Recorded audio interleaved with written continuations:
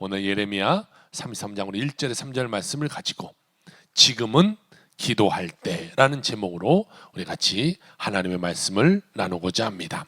며칠 전에 저의 딸 막내가 저한테 이런 질문을 해요. 아빠, 강아지가 죽으면 천국에 가요? 지옥에 가요? 저희는 강아지한테 굉장히 관심이 많아요. 요즘 한국에 보면요, 반려동물 천만 시대다 이래요. 그래서 뭐 여러 가지 용어들이 생겨나요. 펫과 패밀리가 섞여서 펫팸족 이름도 어려워요. 또 펫과 미, 내가 합쳐져서 펫미족 뭐 이런 이야기가 생겨나죠. 우리나라에 5명 중 1명은 이 반려동물을 키우고 있는 실정에 있어요. 그러다 보니까요, 이 반려동물 때문에 생겨나는 직업들이 있어요. 새롭게 생겨나는 직업들이 있는데요, 반려동물 장례 지도사 이런 거 들어보셨어요? 멍멍이들, 고양이들 죽으면 장례 치러주는 사람. 또 반려동물, 그러다 보니까 장례식장도 요즘 생겼어요. 여러분, 사람 장례식장보다 훨씬 좋아요. 제가 찾아보니까 저 밑에 보세요. 저 밑에는 오수에 있는 거래요. 근데 저 밑에 얼마나 초록이 부어지고 사람도 가도 좋을 때 같은데 강아지, 고양이들 가는 그러한 장례식장, 뭐 또 납골당 뭐 이런 게 많아요. 다음 사진 보세요. 그래서 이렇게 장례식, 개 장례식을 치러주고, 저 밑에는 또 개 장례식장을 못 가는 사람들에서 이동식 화장차가 있대요. 그래서 집에 와서 개 이렇게 장례해주고, 또 납골당이죠. 개 납골을 하고, 그 옆에는요 뭐냐면 개 유골을 가지고 엄청난 압축을 줘가지고 이 스톤을 만든대요. 돌을 만들어. 그래서 그것을 집에다 놓고 아이고 우리 강아지, 우리 고양이 이렇게 본다는 거예요. 또 어떤 사람은 저것을 가지고 목걸이도 만들고 반지를 껴서 늘 나와 함께한다 이렇게 말해요. 저 돌 만든데요, 소형견은 50만 원, 아니 30만 원, 대형견은 50만 원 든대요. 그런데 가짜가 많답니다. 요즘 저것도 가짜로 만들어서 그냥 아무거나 준대요. 그러다 보니까 여러 가지의 이런 직업들, 또 여러 가지의 또 사업들이 막 생겨나요. 또 친구 목사 얘기를 들으니까요, 교인이 목사님 저희 집 강아지가 죽었어요, 와서 장례 예배 드려주세요. 그래서 가서 장례 예배 드리고 왔대요. 좀 맞는 건지 안 맞는 건지 잘 모르겠어요. 그런데 어쨌든 교인이 예배 드려달라고 하니까 목사가 안 된다고 할 수 없고 가서 예배 드렸다고 그래요. 뭔 설교를 하고 왔는가 참 궁금해요. 그렇죠? 이러다 보니까요, 저희 이 막내처럼 이 반려동물 사후 세계에 대해서 궁금해하시는 분들이 참 많은 것 같아요. 하나님은요, 이 사람과 동물을 다르게 창조하셨어요.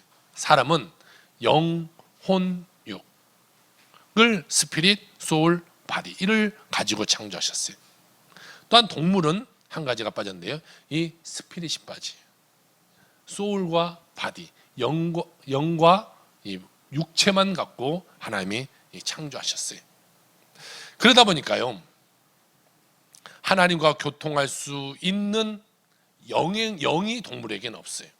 그러니까 아무리 동물이 똑똑해도요, 그게 하나님을 가르친다고 그 동물이 알 수 없잖아요. 몰라요. 왜? 영이 없으니까. 그 영이 없기 때문에 이 반려동물을 키우신 분들은 안타깝겠지만 반려동물은 죽으면 어디 가겠어요? 어디 갈 것 같아요? 네? 어디 가요? 잘 모른다고요? 자연으로. 네. 이 반려동물은요, 천국도 가지 않고 지옥도 가지 않고 그냥 끝나는 거예요. 그냥 육체가 땅에 들어가서 썩어서 없어지듯이 그냥 모든 것이 끝나는 거죠. 하나님의 형상을 따라 지어진 우리는 이 영혼이라는 것을 하나님이 주셨어요. 이 창세기에 보면 하나님이 사람을 만드시고 그 코에 생기를 불어넣었다 이렇게 말하고 있어요. 히브리어로 말하면 누하흐 이런 데인데 이것이 뭐냐면 혼이에요. 혼. 우리 영을 성령을 우리에게 불어넣어 주신 거죠. 그 성령을 불어넣어서 우리를 성령의 체가 되게 우리를 만드셨어요. 하나님과 동일하게 영혼, 육으로 우리를 만드신 것이죠. 그래서 하나님과 그 영혼을 통해서 우리는 교통할 수 있는 그런 삶을 살아가게 되는 거예요.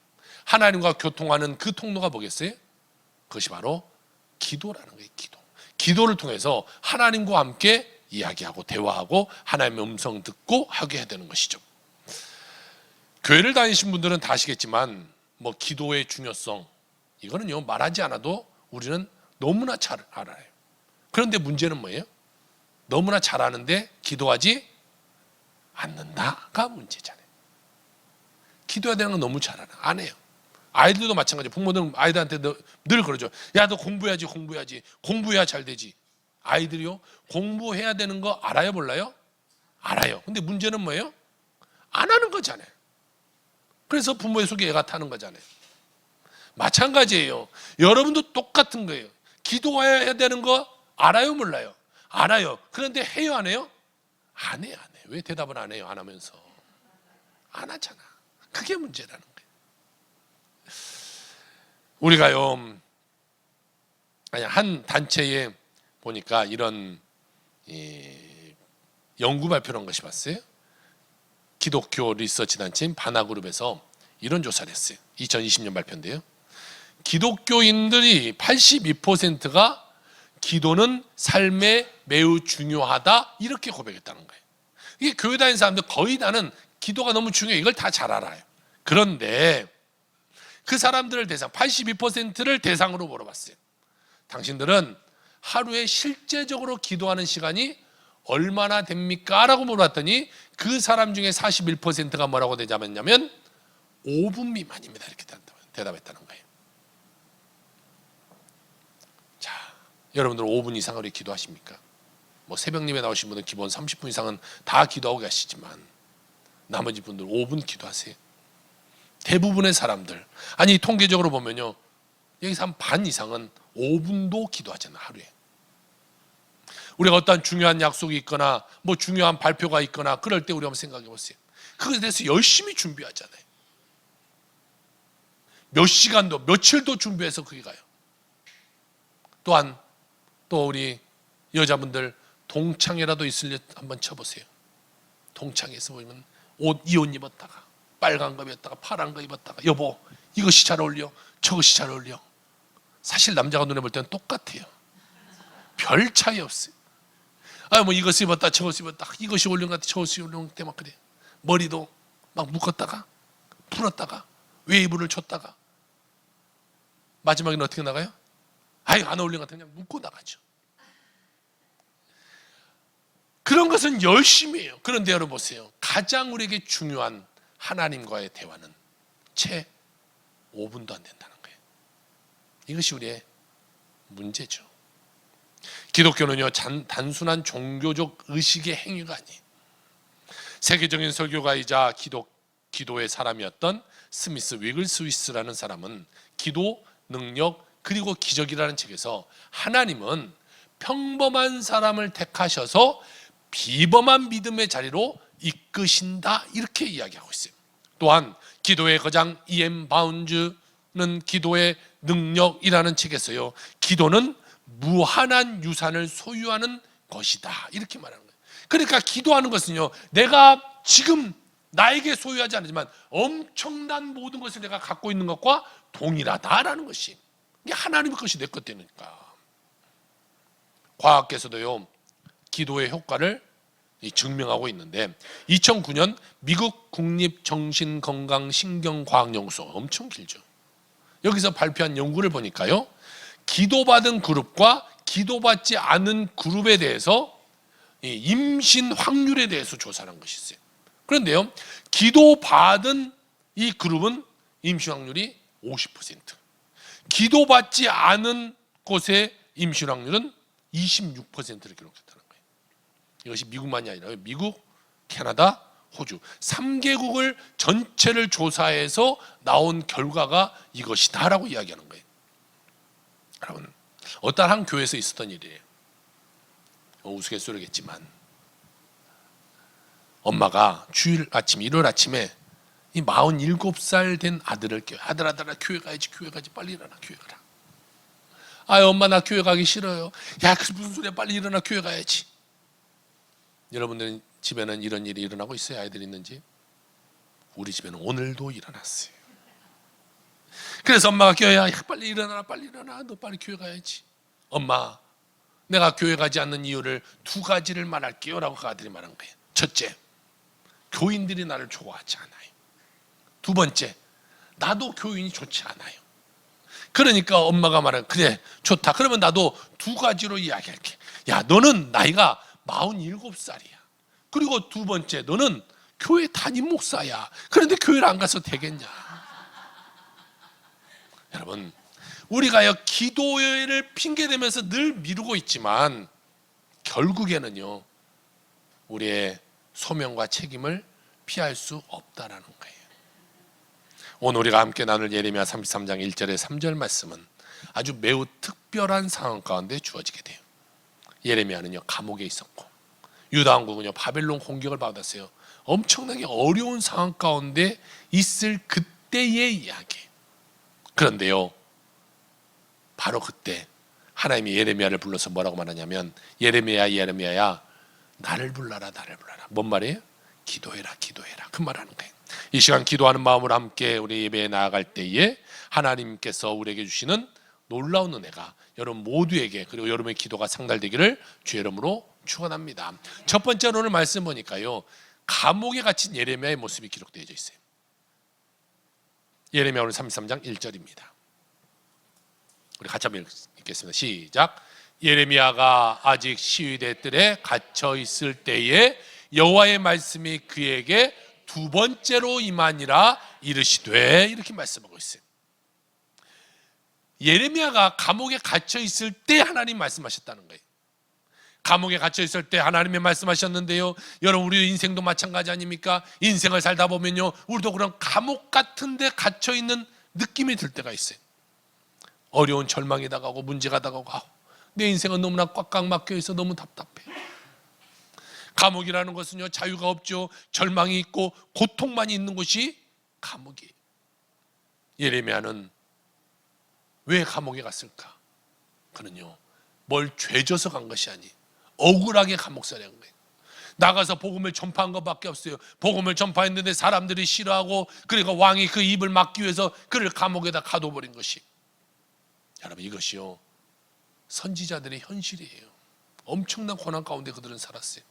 그런데 놀라운 사실은 하나님은 그 감옥 속에서 예레미야에게 말씀하셨다라는 것이. 우리는 흔히 이렇게 말해요. 내 상황이 좀 좋아져야 하나님이 응답하시겠죠. 내 문제가 좀 해결되고 환경이 좀 열리고 조건이 좀 나아져야 하나님이 응답하실 수 있겠죠. 그런데 아니라는 거예요. 하나님은 감옥 안에서도 말씀하시는 것이고 절망 가운데서도 하나님은 말씀하시는 하나님이 되신다라는 것이. 여러분 우리의 모든 문제 가운데 기도하면요 모든 문제의 문이 열리게 된 줄 믿으시길 주의 이름으로 축원합니다. 어쩌면 오늘 이 자리에 계신 성도님들 중에도 감옥에 갇힌 상황과 같은 그러한 마음 가운데 있는 분도 계실 수 있을 것이. 재정적인 감옥,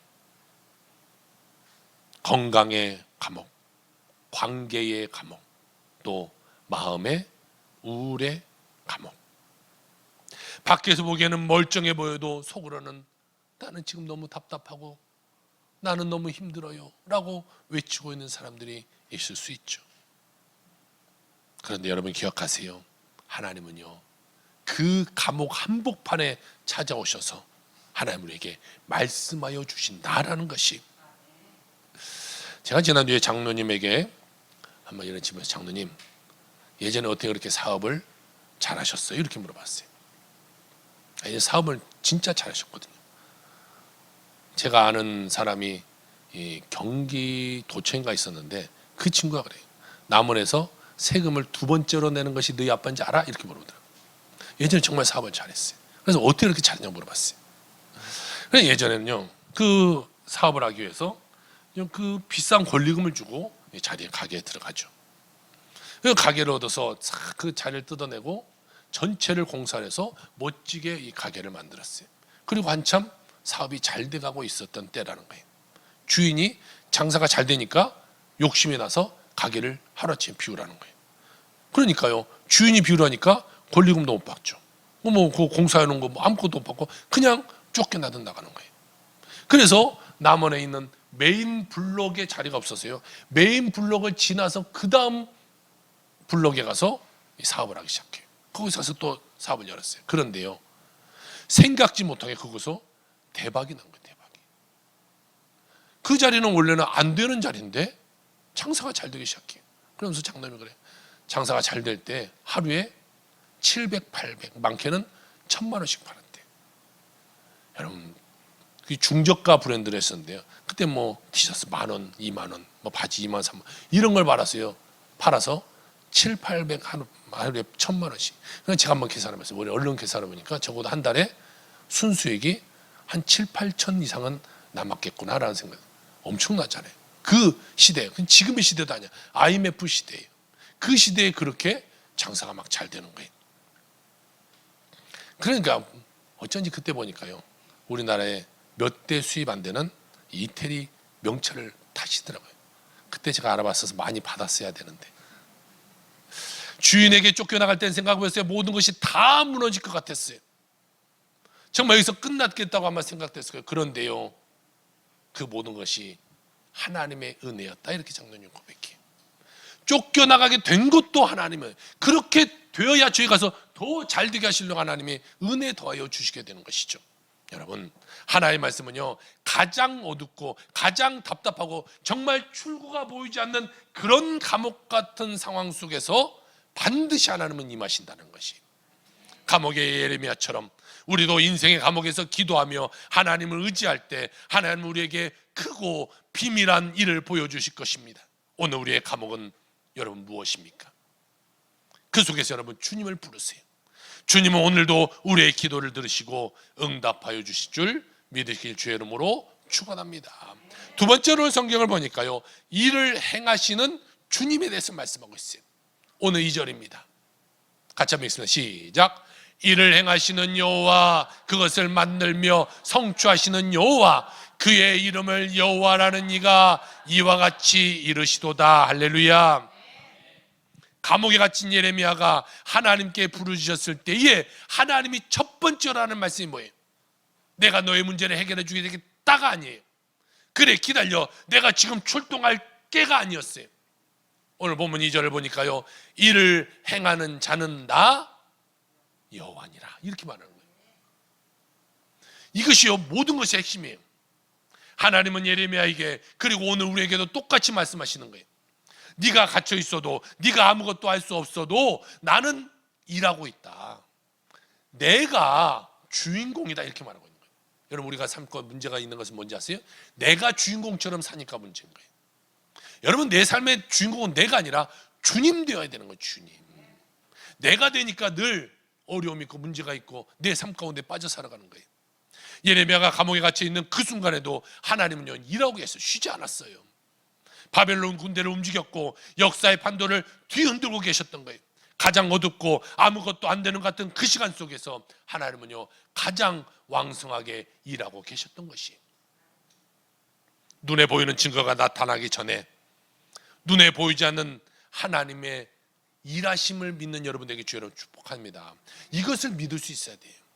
내가 지금 현상적으로 뭐가 나타나지 않아도 하나님 반드시 일하고 계시는구나, 하나님 축복해 주시는구나, 하나님 우리에게 능력도 하시고 하나님 나를 고쳐주시고 하나님 나를 변화시켜 주시겠구나, 믿어야 되는, 믿어요. 영국의 신학자 체스터턴이라는 사람이 보니까요, 이 정통주의라는 책을 썼는데 이 책이 이런 말을 해요. 희망의 유일한 근거는 하나님께서 기뻐하시는 일이기 때문이다. 나는 내일 해가 뜰 것이라는 데 대해 낙관하는 것이 아니라 나는 내 창조주를 신뢰하기 때문에 낙관하는 것이다, 이렇게 말합니다. 하나님을 믿기 때문에 내일을 기대하는 거예요. 내가 하나님을 의지하기 때문에 내일 좋은 날이 올 것을 믿고 나가는 거예요. 여러분, 우리는 종종 하나님의 일하심을 우리가 원하는 대로, 우리의 시간표대로 딱 하나님 그때 해주세요라고 생각하고 그것에 되어야 기적이라고 생각해요. 우리는 그렇게 기도하자. 하나님, 한 달 기간 줄 테니까 이 안에 하나님 해결하세요. 하나님, 일주일 남았어요. 우리 하나님은 늘 이렇게 독촉해요. 그런데 보세요, 우리는요, 유한한 시간 가운데 삶을 살아요. 길어야 100년 안에 우리는 다 가죠. 그런데 하나님은요, 이 시간에 묶여 있는 분이 아니잖아요. 유한의 시간 가운데 계시는 분이에요. 아니 무한의 시간 가운데 계시는 분이죠. 그러니까요, 우리는 하나님 지금 며칠, 몇 시, 몇 초에 행수하라고 하지만 하나님은요, 아니야. 그보다 너에게 더 좋은 때는 이때야라고 하나님은요, 그 시간 가운데 우리에게 주시기를 원하시는 것이죠. 하나님의 방법과 시간은요, 우리의 시간과 방법과 다르다는 것을 알아야 돼요. 그러니까 하나님을 촉박하여 이때 이것만 오늘만 이렇게 살아서는 안 되는 거예요. 하나님은 우리가 기도의 버튼을 누르기 전에 하나님은 다 알고 계시죠. 여러분의 속을 모르겠어요. 다 알고 계세요. 여러분 인생에 불가능한 문제가 있습니까? 모든 문이 닫혀 있다고 느껴지십니까? 그럴 때일수록 우리는 더욱더 선언해야 돼요. 주님이 지금도 일하고 계십니다. 하나님은 오늘도 일하고 계십니다라고 우리는 선포할 수 있어야 되는 것이. 하나님 왜 안 됩니까? 왜 오늘도 아닙니까? 하나님 나 어떻게 하려고? 나 이렇게 어려움 주게 주십니까?가 아니에요. 하나님은 오늘도 일하고 계신다. 하나님은 그것을 만들고 계신다는 것이에요. 여러분, 제과점에 가서요, 빵도요 만드는 시간이 있고 나오는 시간이 있어요. 하나님도 우리에게 최적의 시간을 줘요. 빨리 나오면요 설리고서 나오잖아요. 맛이 없어요. 하나님이 우리에게 최고의 좋은 시간 가운데 만드는, 우리는 늘 보충하는 빨리 어린아이처럼. 우리 역할은요, 상황을 통제하는 것이 아니라 일하고 있는 그 하나님을 신뢰하는 것이 우리의 삶의 신앙인 것이에요. 하나님을 신뢰해야 돼요. 이 교회의 재정이 여러분들 말씀하지 않지만 매달 마이너스예요. 매달 마이너스가 되다 보니까요, 나가야 될 돈은 늘 똑같은 돈은 나가야죠. 근데 다 나가고 돈이 부족하면 어떻게 해야 돼요? 제가 받는 사례를 못 받게 되는 거죠. 그러다 보니까요, 제가 1동탄에 살다가 2동탄에 임대 아파트를 해서 이사를 왔어요. 그 이사 온 이후로 개인적인 빚이 한 2천만 원이 들었어요. 이사 온 후에. 여러분 2천만 원 별거 아닐 수 있어요, 여러분. 근데 저한테 2천만 원은 엄청난 거죠. 임대 아파트니까요, 10년간 사는 데는 문제 없을 거라고 생각했는데요, 또 그것도 아니더라고요. 매달 이 임대료가 올라가요. 또 그것만 올라가는 것이 아니라 또 한 번씩 보증금을 또 이렇게 계속 올리더라고요. 사실 올 초에 저희 임대 아파트에서 보증금을 올렸어요. 한 400만 원 가량을 또 올렸어요. 사실 낼 수가 없어서 계속 못 내고 있었죠. 그러니까 계속 독촉이 오고 빨리 내야 된다, 아니면 어떻게 된다. 그러던 중이죠. 계속 그렇게 지내고 있었어요. 그러다 제가 얼마 전에 한 달 전 됐을까요? 사모 식기세척기 이런 설교를 한 적이 한번 있어요. 그랬더니요, 이 인터넷을 보는 어떠한 성도님 한 분이, 용인에 산 한 분 성도님이 그것을 보고 연락이 왔어요. 목사님, 사모님 식기세척기 사도록 제가 돈을 보낼 테니까 사모님 꼭 식기세척기 사주세요. 그리고요, 통장에 그분이 보내왔는데 엄청나게 많이 보내주셨어요. 저는 지금까지 그렇게 큰 용돈을 받아본 적이 없어요. 그렇잖아요. 교회에서 우리 성도님 아시다시피 누가 어쩐다고 해서 저한테 주면 다 저 교회에다 놨어요. 장로님, 안수사님 아시겠지만, 목사님 이거는 목사님 주는 거니까 목사님 쓰셔야지. 아니야. 그건 교회에 넣어야 돼. 늘 그렇게 왔죠. 그런데 이분이요, 신신당부로 목사님 이거는 헌금 아니고 목사님 사라고 드리는 거니까 목사님 그것도 식기세척기도 사고 사모님 뭣도 사주고 뭣도 하고 이렇게 하래요. 그런데요, 그렇게 큰 돈이 들어가니까 마음이 막 떨리더라고요. 이걸 어떻게 해야 되나. 그러면서 마음의 한 구석은 늘 불편해. 교회가 어려운데 이것을 받아도 되냐. 그분은 꼭 이거는 헌금 아니면 몇 번 당부해요. 그분이 저를 잘 모르는데 잘 아는 것 같아요. 뻔히 이렇게 또 들어갈까 하니까, 목사님 이건 진짜 헌금 아니고 이건 그렇게 하세요. 쓰세요. 꼭 그렇게 쓰셔야 돼요. 그런데 마음이 불편해요. 아이, 하나님 어떡합니까? 그런데요, 그날 오후죠. 그날 오후에 또 저기 대구에 사는 한 분이 또 전화가 와요. 목사님, 통장 번호를 좀 알려주세요. 교회 통장 번호 아시죠? 헌금을 좀 보내주세요. 또 헌금을 한 100만 원 돈을 또 이렇게 보내와요. 하나님이 저를 좀 위로해 주는 게, 야, 그렇게 써. 걱정하지 말고 내가 쳐줄 테니까 그렇게 써 라고 하는 것 같아요. 아니, 어떻게 그날 그렇게 일이 다 일어나겠어요? 그래서요, 그것을 가지고 이제 그 밀린 그 보증금도 낼 수 있을 것 같고, 또 식기세척기도 살 수 있을 것 같아요. 그래서 요즘 행복하게 찾아보고 있어요. 어떤 걸 사야 되나, 이거 LG를 사야 되나, 삼성을 사야 되나, 뭐가 좋은가. 딱 사지도 못해요. 지금 사실 돈이 들어왔는데 이게 제가 사지도 못하고 벌써 한참 지났는데 늘 그냥 보고만 있는 것들, 오늘도 보고 내일도 보고. 언젠가는 사줄 테니까 걱정하지 마십시오. 여러분, 주님은요 다 알고 계셔. 그래서 준비하고 계시고 그때에 맞게 하나님은 일하시고 계신다는 거죠. 사랑하는 성도 여러분, 혹시 여러분이 지금 상황에 너무나 나는 주님 갑갑합니다, 너무 감옥 같은 삶에 있습니다 라고 생각하시는 분이 있습니까? 감옥은 끝이 아니라 하나님이 일하시기 시작하시는 곳이라는 것을 생각하면서 하기 주여 여러분 축복합니다. 이런 말씀 여러분 붙들게 바랍니다. 하나님 여전히 살아계시고 우리의 울부짖음에 응답하시고 우리를 새로운 길로 이끌어 주신 것을 믿으시길 주의 이름으로 축복합니다. 세 번째, 오늘 성경을 보니까 우리의 기도를 받으시는 하나님이시다 이렇게 말씀하고 있어요. 오늘 3절 우리 같이 한번 읽어봅시다. 시작. 너는 내게 부르짖으라. 내가 내게 응답하겠고 내가 알지 못하는 크고 은밀한 일을 내게 보이리라. 할렐루야. 이것이 바로 창조주 하나님과 우리와의 관계의 경이로움이라는 거예요. 우주를 운행하시는 그분이 여러분 생각하세요. 그 우주 속에 티끌만도 못한 우리 인간, 나에게 관심 가지시고 나의 기도를 들으시고 나에게 응답하시겠다고 약속하셨다는 것이, 여러분 이것이 어떻게 있을 수 있어요? 우리가 엄청나게 큰 존재가 아니잖아요. 지구 안에서도 별 볼 일 없는 존재 있는데요, 정말 온 우주 안에서는 우리 하나하나가 정말 아무것도 아니죠. 정말 이 눈에 보이지 않는 이 먼지만 또 못하잖아요.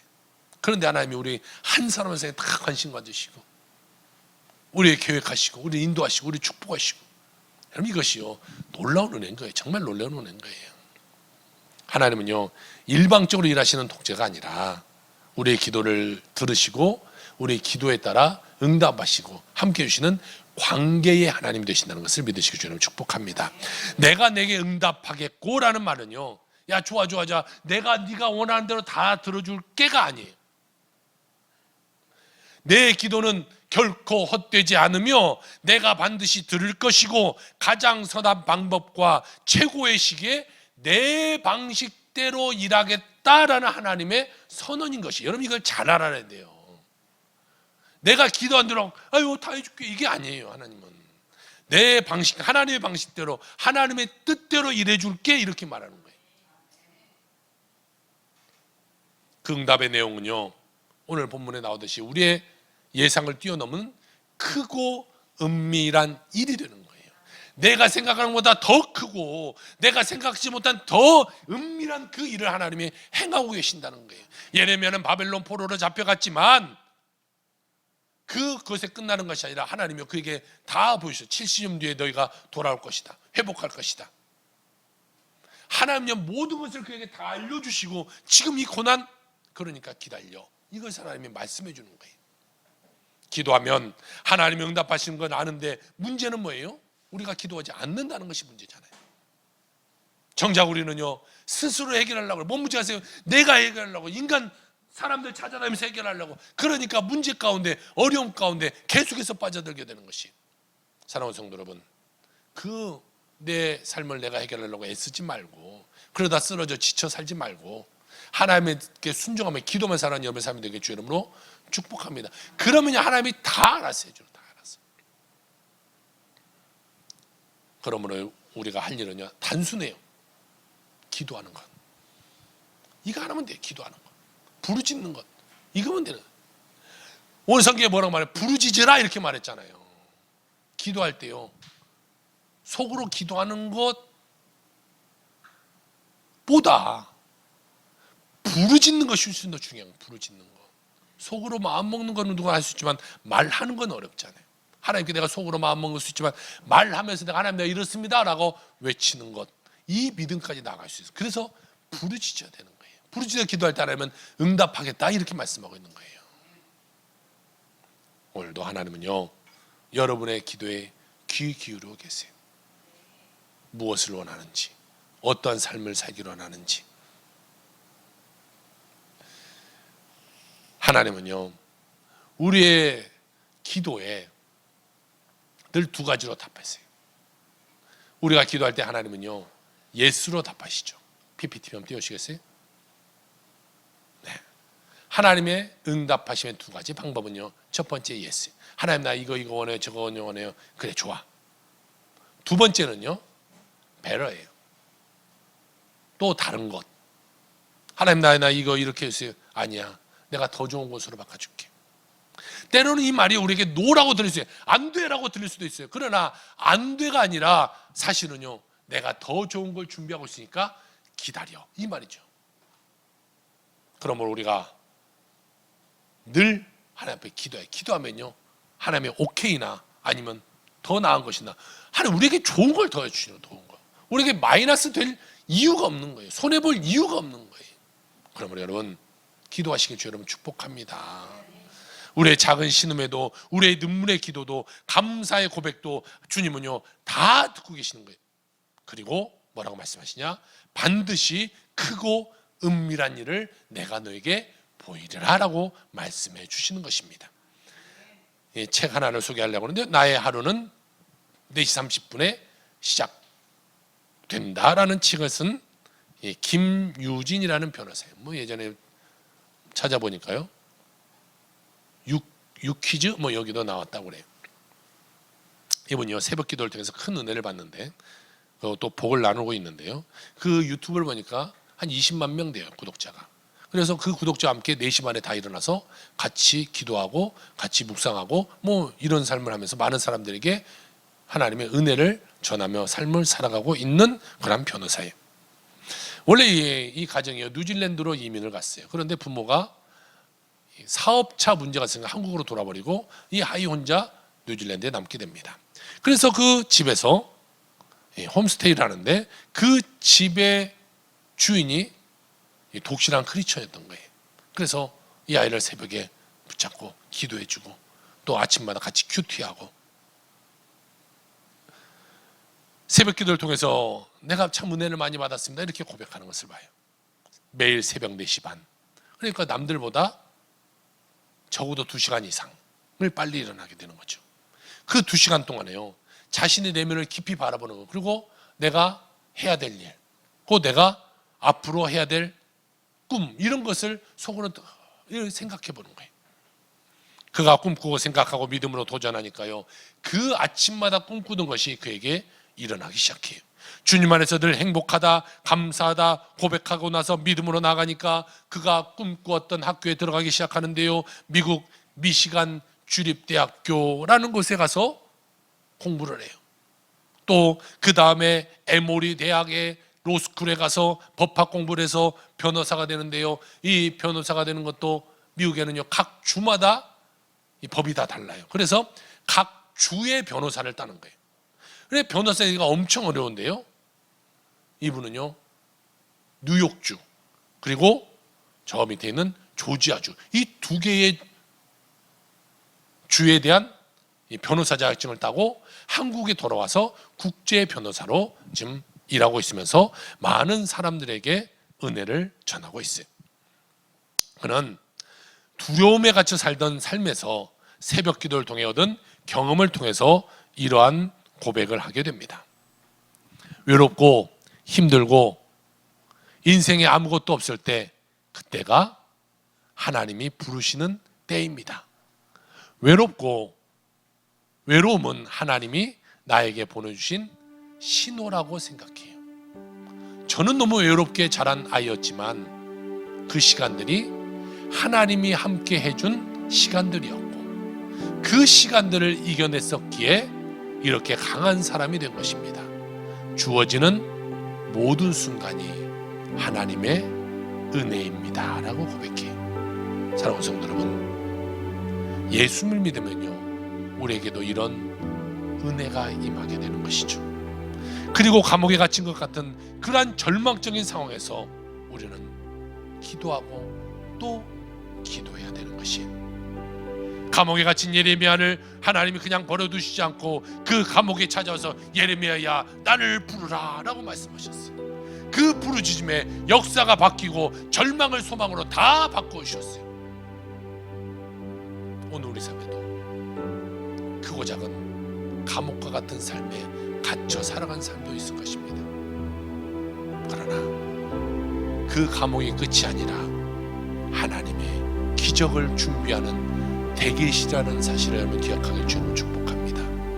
하나님은 더 나은 나의 삶을 위하여 준비하고 계시고 나의 가장 좋은 때에 하나님 반드시 은혜 베풀어 주실 줄 믿습니다. 여러분 그날 위해서 더욱더 기도하고 믿음으로 나아가는 여러분의 모든 삶이 다 되시기를 주의 이름으로 축원합니다. 기도합시다.